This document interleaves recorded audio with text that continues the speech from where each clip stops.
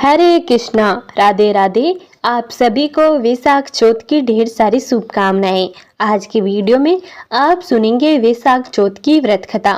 एक बुढ़िया माई थी, उसके गावलियो बचलियो नाम को बेटो हो। बुढ़िया माई बेटा के लिए 12 महीनों की 12 चौथ करती। बेटा जंगल से लकड़ियां लाता और दोनों माँ बेटा उनको बेचकर गुजारा करते थे। बूढ़ी माई रोजाना लकड़ियों में से 2 लकड़ी अलग से निकाल कर रख लेती और चौथ के दिन बेटे से छुपकर बेचकर सामान लेकर आती। फिर 5 चूरमा के पिंड बनाती। एक बेटा ने खिलाती, एक आप खाती, एक चौथ माता ने खिलाती, एक गाय माता ने खिलाती और एक भगवान गणेश को खिलाती।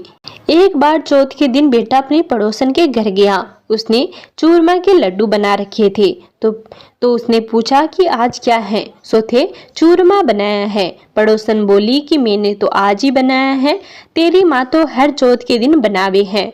तुमको आज दिया था क्या? बेटा बोला दिया तो था। पड़ोसन बोली कि तुम लकड़ियां लेकर आते हो जिसमें से तेरी माँ छुपकर बेचकर चूरमा बनावे हैं। बेटा माँ के पास गया और बोला कि मैं तो इतनी मेहनत से लकड़ियां लेकर आता हूँ, तुम चूरमा बना के खाती हो। तुम या तो मुझको छोड़ दो या चौथ माता को। तो बुढ़िया माई बोली, बेटा मैं तो तेरे लिए ही व्रत करती हूँ, सो मैं तुमको तो छोड़ सकती हूँ लेकिन चौथ माता को नहीं छोड़ सकती। तब बेटे ने घर छोड़ने का फैसला कर लिया। तो माँ बोली कि तुम जा तो रहे हो लेकिन मेरा हाथ का ये आखा लेकर जाओ, तेरे ऊपर जो भी संकट आएगा चौथ माता के नाम पर इन्हें फुहार देना, संकट दूर हो जाएगा। बेटा ने सोचा कि है तो झूठी बात, लेकिन बात रखने के लिए उसने आंखें रख लिए। घर से थोड़ी ही दूर चला होगा कि देखता है कि खून की नदी बह रही है। किधर से भी रास्ता नहीं था। तब उसने माँ के दिए आंखें फुहार के बोला कि हे चौथ माता, अगर ये नदी सूख कर रास्ता बन जाए तो तू सच्ची हो। इतने में ही नदी सूख कर रास्ता बन जाता है। थोड़ा आगे चलने पर तो रात होने लगी और सुनसान जंगल आ गया। तब आका फुहार कर बोला कि हे चौथ माता, मने रास्ता मिल जावे, नहीं तो ये जानवर मुझे खा जाएंगे। इतने में ही रास्ता मिल गया। आगे एक राजा की नगरी आई। राजा हर महीने एक आदमी की बलि देता। वह एक बुढ़िया के घर गया तो देखता है कि बूढ़ी माई रोटी बनाते हुए रो रही थी। तब उसने पूछा, माई तुम रो क्यों रही हो? बुढ़िया माई बोली, मेरे एक ही बेटा है और आज वह राजा की बलि चढ़ जाएगा, मैं ये रोटी उसके लिए ही बना रही हूँ। तो वह बोला, माई ये रोटी तुम मुझे खिला दो, मैं तेरे बेटे के बदले चला जाऊंगा। माई बोली, रोटी तो खिला दूंगी लेकिन तुझे कैसे भेज दूं? उसने उसे रोटी खिला दी। रात में सोते समय बोला कि राजा का बुलावा आवे तो मुझे जगा देना। आधी रात को बुलावा आया। बुढ़िया माई सोचने लगी कि पराये पूत ने कैसे बलि चढ़ा दूं, पर इतने में ही वह जाग गया और जाने लगा और बूढ़ी माई से बोला कि मेरी पोटली और लाठी रखी है। बुढ़िया माई सोचने लगी कि आज तक कोई वापस नहीं आया तो ये कैसे वापस आएगा। राजा का आदमी उसे साथ लेकर चला गया। वहां पर उसे कच्चे गड्ढे में पकने वाले कुंड में डाल दिया गया। जब वो चुना जा रहा था तो उसने आंखें फुआर कर कहा कि हे चौथ माता, 2 संकट तो तुमने टाल दिए और ये संकट भी टाल दो। इतने में आवा पककर तैयार हो गया। 2-3 दिन बाद आवा के पास बच्चे खेल रहे थे। बच्चों ने खेल ही खेल में आवा पर ककरी मारी तो उसमें से आवाज आई। बच्चों ने राजा के आदमियों के पास जाकर कहा कि आवा पककर तैयार हो गया है। राजा के आदमियों ने सोचा कि 6 महीने में पकने वाला आवा इतनी जल्दी कैसे पक गया। उन्होंने यह बात को राजा को बताई। राजा ने जाकर देखा तो सारे बर्तन सोने चांदी के कलश हो गए। वे बर्तन उतारने लगे तो अंदर से आवाज आई कि धीरे धीरे उतारना, अंदर मानस है। राजा ने सोचा इसमें से पहले तो कभी कोई ऐसी आवाज नहीं आई। राजा ने पूछा कि कौन हो तुम? तो उसने कहा कि मैं वही हूँ जिसे आपने आवे में 3 दिन पहले इसमें चुनकर बलि दी थी। उन्होंने खोलकर देखा तो अंदर वही आदमी है जिसे 3 दिन पहले उन्होंने इस आवे में चुनकर बलि चढ़ाया था। उन्होंने सारी बात बताई। उसे महल ले जाया गया। राजा ने पूछा तुम कौन हो और बचकर कैसे गए? तो उसने कहा कि मेरी माँ चौथ माता का व्रत करती थी, उसकी वजह से मैं बच गया। तब राजा ने कहा कि ये तो झूठ है, इसकी परीक्षा लेनी होगी। राजा ने 2 घोड़े मंगवाए, एक पर स्वयं सवार हो गया, दूसरे पर उसको चढ़ा दिया। उसके हाथों और पैरों में जंजीर डाल दी गई। राजा ने कहा कि अब अपन जंगल की तरफ चलते हैं, अगर ये जंजीर खुलकर मेरे हाथ पैरों में आ जाएगी तो तुम्हारी माँ की चौथ माता सच्ची है। थोड़ी दूर चलने पर ऐसा ही हो गया। राजा के हाथ पैरों में जंजीरें जकड़ गई। फिर उस लड़के ने बड़ी मुश्किल से राजा को वापस राजमहल पहुंचाया और जाने लगा। तब राजा ने उसे रोककर आदेश दिया। फिर राजा ने उसे अपनी बेटी के साथ विवाह करने के लिए कहा, तो उसने सहर्ष स्वीकार कर लिया।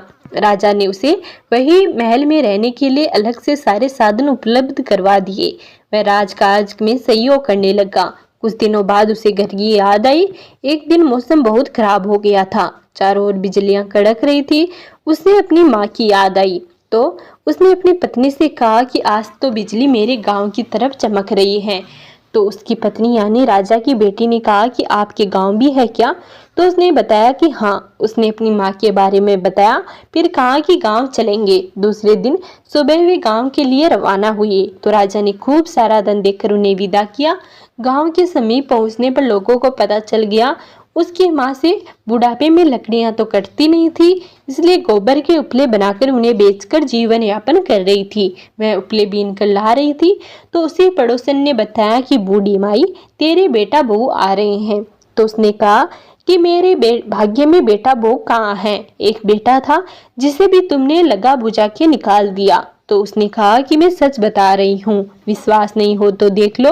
बुढ़िया ने छत पर जाकर देखा तो सच में गांव की तरफ एक लश्कर आ रहा था। घर आकर बेटे बहू ने पांव छुए। बेटे ने कहा कि माँ, तेरी चौथ माता के प्रभाव से आज मैं जिंदा हूँ। उसी दिन उसने पूरे गांव में हरकारा करवा दिया कि कल मेरे घर पर सामूहिक भोजन है। दूसरे दिन सबको भोजन करने के बाद खूब सारे उपहार देकर कहा चौथ का व्रत करे। चौथ माता जैसा उस बुढ़िया माई और उसके बेटे को संकट से बचाया, वैसे सबको बचाना, पढ़ने वाले को, सुनने वाले को और हुकार भरने वाले को। बोलो चौथ माता की जय, भगवान गणेश की जय। अब सुनिए चौथ माता की दूसरी कहानी। एक सेठ सेठानी थे, उनके एक बेटा और बहू थे। बहू सबको भोजन करा के फिर स्वयं भोजन करती। एक पड़ोसन ऐसी भी थी जो रोज पूछती कि बहू आज क्या बनाया खाया है। बहू कहती ठंडो बासी। एक दिन उसके पति ने ऐसा सुनकर विचार किया कि आज तो पकवान बनाए जाए, फिर देखिए कि मेरी पत्नी क्या कहती है। उसने तरह तरह के पकवान बनाए और घर के सभी लोगों ने एक साथ बैठकर भोजन किया। आज भी पड़ोसन ने पूछा तो बहू ने कहा ठंडो बासी, हो न हो कोई बात अवश्य है जिससे कि मेरी पत्नी ऐसा कहती है। उसने पत्नी से पूछा तुम रोज ठंडो बासी खाया ऐसा क्यों कहती हो, जबकि अपन सबने तो एक साथ बैठकर कई तरह के पकवान खाए। उसकी पत्नी बोली हम लोग जो खा रहे हैं वह बाप बूढ़ों की कमाई है। जिस दिन आप कमा कर लाओगे उस दिन मैं समझूंगी कि ताजा भोजन कर रहे हैं। अब एक दिन लड़के ने माँ से कहा मैं एक बड़े शहर में कमाई करने जा रहा हूँ। माँ बोली बेटा अब हमारे पास इतना धन है कि खाया नहीं कुटेगा। माँ के मना करने पर भी बेटे ने स्वयं कमाने का दृढ़ निश्चय कर लिया और जाते समय पत्नी से कहा मैं जब तक कमाकर बहुत सा धन लेकर नहीं आऊंगा तुम चूल्हे की आग मत बुझने देना।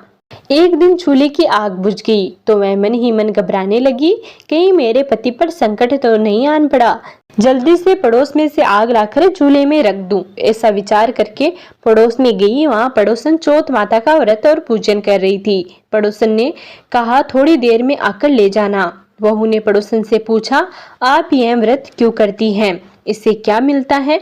पड़ोसन ने कहा चौथ माता के इस व्रत को करने से अन्न लक्ष्मी मिले और सभी मनोकामनाएं पूरी होती हैं। अब बहू भी चौथ माता का व्रत करने लगी। दीवार पर चौथ माता बनाई। उस दिन घी गुड़ का चूरमा बनाकर रात्रि को चंद्रमा को अर्घ्य देकर भोजन कराती हैं। ऐसा करते करते बहुत दिन हो गए।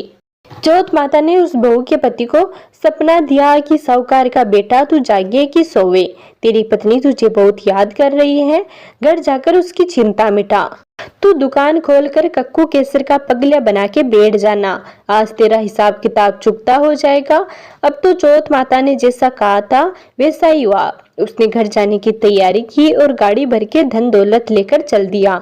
रास्ते में एक बड़ा सा काला नाग फन फैलाए बैठ गया और कहने लगा, आज तो मैं तुझे डसूंगा, छोड़ूंगा नहीं, आज तेरी आयु पूरी हो गई है। सेठ के लड़के ने कहा, आज चौथ माता ने मुझे सपना दिया तो मैं अपनी पत्नी से मिलने घर जा रहा हूँ। वहाँ मेरी पत्नी बहुत चिंता कर रही है, मैं उससे मिलकर जरूर आऊंगा, तब तुम मुझे डस लेना। नाग ने कहा, तुम शपथ पूर्वक कहकर जाओ तो मैं तुम्हें जाने दूंगा, परंतु लौटकर नहीं आए तो मैं तुम्हारे घर आकर तुम्हें डस लूंगा। इस प्रकार सर्प को वचन देकर वह अपने घर पहुंचा। वहां सभी से हंसी खुशी से मिला और भोजन करके उदास होकर बैठ गया। उसकी पत्नी ने उदास होने का कारण पूछा तो पति ने काले नाग वाली बात उसको बताई और कहा, यदि मैं उसके पास नहीं जाऊंगा तो वह घर आकर ही मुझे डस लेगा। पत्नी बहुत चतुर थी, उसने कहा कि आप घबराओ नहीं, लेट जाओ, मैं एक उपाय करती हूँ। पत्नी ने कमरे की 7 पेड़ी धोई। पहली पेड़ी पर रेत, दूसरी पर इत्र, तीसरी पर गुलाल फूल, चौथी पर कक्कू केसर, 5वीं पर लड्डू पेठा, 6ठी पर गांधी गलीचा और 7वीं पेड़ी पर दूध का कटोरा भरकर रख दिया। इस प्रकार वह 7वीं पेड़ी सजाकर बैठ गई। आधी रात होते ही नाग आकर पेड़ी चढ़ने लगा। पहली पेड़ी पर रेत में लौट गया और कहने लगा कि सेठ की बहू ने तो आराम बहुत दिया, पर वचनों से बंद कर आया हूँ, सो डसूंगा अवश्य ही। इसी प्रकार 7 पेड़ियों पर नाग आराम करता हुआ और कहता हुआ कि डसूंगा जरूर कमरे में जाने ही वाला था कि चौथ माता ने विचार किया कि अगर मैं इसे नहीं बचाऊंगी तो संसार में कर्म धर्म और व्रत पूजन को कौन मानेगा। अब तो गणेश जी, चंद्रमा जी और चौथ माता ने उसे बचाने का विचार किया। चंद्रमा जी ने उजाला किया, चौथ माता ढाल बनी और गणेश जी ने तलवार लेकर नाग को मार दिया और ढाल से ढक दिया। अब बहू भी थकी हारी सो गई। दिन उगा तो लोग बेटे से मिलने आए, परंतु बेटा बहू तो उठे ही नहीं थे। बहुत देर हो गई तो माँ उन्हें उठाने के लिए गई। माँ ने 7 पेड़ियों पर जो कुछ देखा तो बहुत घबराई और बेटा बहू को आवाज लगाई। बेटा बहू उठे तो देखा कि एक ढाल तलवार वहां पड़ी है। अब ढाल उठाई तो वहीं काला नाग मरा हुआ पड़ा था। बेटा बहू ने सोचा कि आज तो धर्म कर्म ही आड़े आए, जो भगवान गणेश और चौथ माता ने हमारी रक्षा की। हे चौथ माता, आपने जैसे सेठ के बेटे बहू की रक्षा की वैसे सबकी करना। बोलो चौथ माता की जय, भगवान गणेश की जय। अब सुनिए भगवान गणेश की कहानी। एक समय की बात है कि विष्णु भगवान का विवाह लक्ष्मी जी के साथ निश्चित हो गया। विवाह की तैयारी होने लगी। सभी देवताओं को निमंत्रण भेजे गए, परंतु गणेश जी को निमंत्रण नहीं दिया गया। कारण जो भी रहा हो, अब भगवान विष्णु की बारात जाने का समय आ गया। सभी देवता अपनी पत्नियों के साथ विवाह समारोह में आए। उन सब ने देखा कि गणेश जी कहीं भी दिखाई नहीं दे रहे हैं। तब वे आपस में चर्चा करने लगी कि क्या गणेश जी को न्योता नहीं दिया या फिर स्वयं ही भगवान गणेश यहाँ पर नहीं आए हैं। सभी को इस बात पर बड़ा आश्चर्य होने लगा। तभी सबने विचार किया कि चलो भगवान विष्णु से ही इसका कारण पूछा जाए। भगवान विष्णु से पूछने पर उन्होंने कहा कि हमने गणेश जी के पिता भोलेनाथ महादेव को न्योता भेजा है। यदि गणेश जी अपने पिता के साथ आना चाहते हो तो आ सकते हैं, अलग से न्योता देने की कोई आवश्यकता भी नहीं थी। दूसरी बात यह है कि उनको 1.25 मन मूंग, 1.25 मन चावल, 1.25 मन घी और 1.25 मन लड्डू का भोजन दिन भर में चाहिए। यदि गणेश जी नहीं आएंगे तो कोई बड़ी बात भी नहीं है। दूसरे के घर जाकर इतना सारा खाना पीना भी अच्छी बात नहीं है। इतनी वार्ता हो रही थी कि किसी एक ने सुझाव दिया, यदि गणेश जी आ भी गए तो उनको द्वारपाल बनाकर बैठा देंगे कि आप घर का ध्यान रखना, आप तो चूहे पर बैठकर धीरे धीरे चलोगे तो बारात से बहुत पीछे रह जाओगे। यह सुझाव भी सबको पसंद आ गया तो विष्णु भगवान ने भी अपनी सहमति दे दी। होना क्या था, इतने में भगवान गणेश अपने पिता महादेव के साथ वहां आ पहुंचे और उन्हें समझा बुझाकर घर की रखवाली करने बैठा दिया। बारात चल दी। तब नारद जी ने देखा कि गणेश जी तो दरवाजे पर ही बैठे हुए हैं, तो वे गणेश जी के पास गए और रुकने का कारण पूछा। गणेश जी कहने लगे कि विष्णु भगवान ने मेरा बहुत अपमान किया है। नारद जी ने कहा, आप अपनी मूषक सेना को आगे भेज दे तो वह रास्ता खोद देगी, जिससे उनके वाहन धरती में धस जाएंगे। तब आपको सम्मान पूर्वक बुलाना ही पड़ेगा। अब तो गणेश जी ने अपनी मूषक सेना जल्दी से आगे भेज दी और सेना ने जमीन पोली कर दी। जब बारात वहां से निकली तो रथों के पहिए धरती में धस गए। लाख कोशिश करी परंतु पहिए नहीं निकले। सभी ने अपने अपने उपाय किए परंतु पहिए तो नहीं निकले, बल्कि जगह जगह से टूट गए। किसी की समझ में कुछ भी नहीं आ रहा था कि अब क्या किया जाए। अब तो नारद जी ने कहा, आप लोगों ने गणेश जी का अपमान करके अच्छा नहीं किया। यदि उन्हें मना कर लाया जाए तो आपका कार्य सिद्ध हो सकता है और यह संकट भी टल सकता है। शंकर भगवान ने अपने दूत नंदी को भेजा और वे गणेश जी को लेकर आए। गणेश जी का आदर सम्मान के साथ पूजन किया। तब कहीं रथ के पहिए निकले। अब रथ के पहिए तो निकल गए थे परंतु वे जगह जगह से टूट गए थे, तो उन्हें सुधारे कौन? पास ही के खेत में खाती काम कर रहा था, उसे बुलाया गया। खाती अपना कार्य करने से पहले श्री गणेशाय नमः कहकर गणेश जी की वंदना कर मन ही मन करने लगा। देखते ही देखते खाती ने सभी पहियों को ठीक कर दिया। तब खाती कहने लगा कि हे देवताओं, आपने सर्वप्रथम गणेश जी को नहीं मनाया होगा और न ही उनका पूजन किया होगा, इसीलिए तो आपके साथ यह संकट आया है। हम तो मूर्ख अज्ञानी लोग हैं, फिर भी पहले गणेश जी को पूजते हैं, उनका ध्यान करते हैं। आप लोग तो देवता गण हैं, फिर भी आप गणेश जी को कैसे भूल गए? अब आप लोग भगवान श्री गणेश की जय बोलकर जाए तो आपके सब काम सिद्ध हो जाएंगे और कोई संकट भी नहीं आएगा। ऐसा कहते हुए बारात वहां से चल दी और विष्णु भगवान का विवाह लक्ष्मी जी के साथ संपन्न करा के सभी सकुशल घर लौट आए। हे गणेश जी महाराज, आपने विष्णु भगवान को जैसो कारज साजो ऐसो कारज सबको सिद्ध कर जो। बोलो गजानंद महाराज की जय। चौथ माता की जय।